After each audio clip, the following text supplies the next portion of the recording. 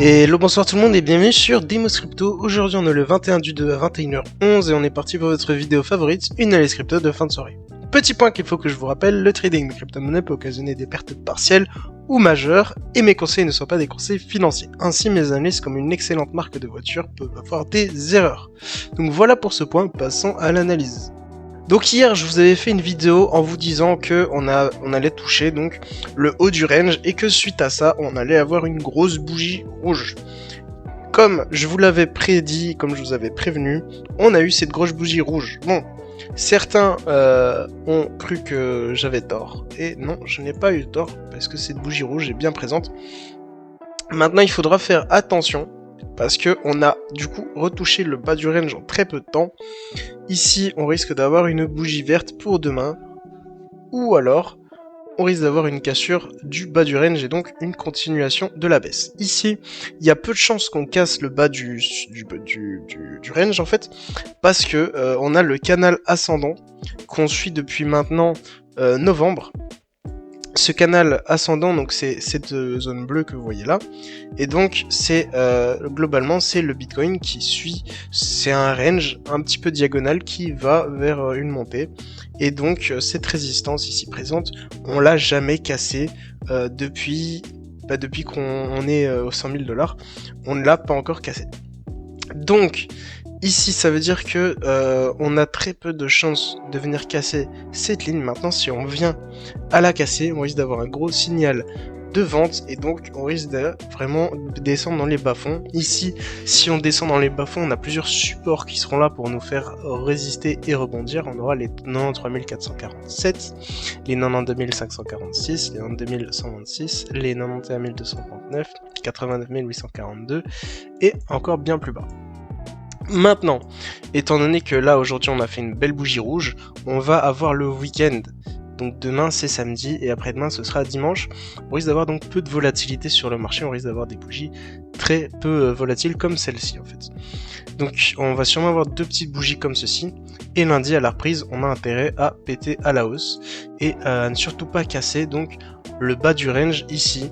Le Bitcoin pourrait être dans une situation assez critique s'il vient à casser ce bas du range. Maintenant, s'il vient à rebondir et atteindre le haut du range, ça voudrait dire que le Bitcoin doit casser la résistance des 99 000 $ pour en rentrer dans vraiment quelque chose de très bullish et aller chercher des nouveaux sommets. Donc ici, il faudra surveiller que le Bitcoin clôture bel et bien au-dessus des 99 000 $. S'il arrive à faire ceci, on pourrait aller chercher un nouvel ATH au niveau du Bitcoin.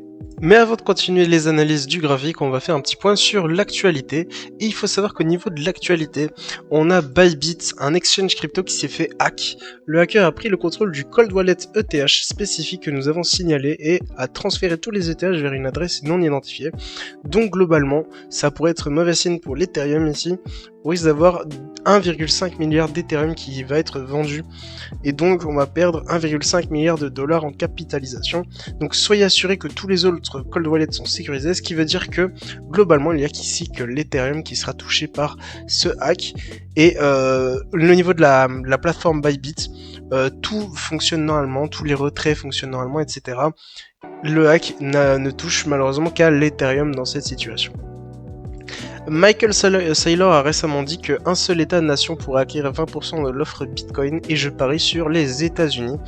Pour dominer le prochain siècle, il faut posséder du Bitcoin. La liberté nécessite une puissance économique et Bitcoin, c'est l'armure économique.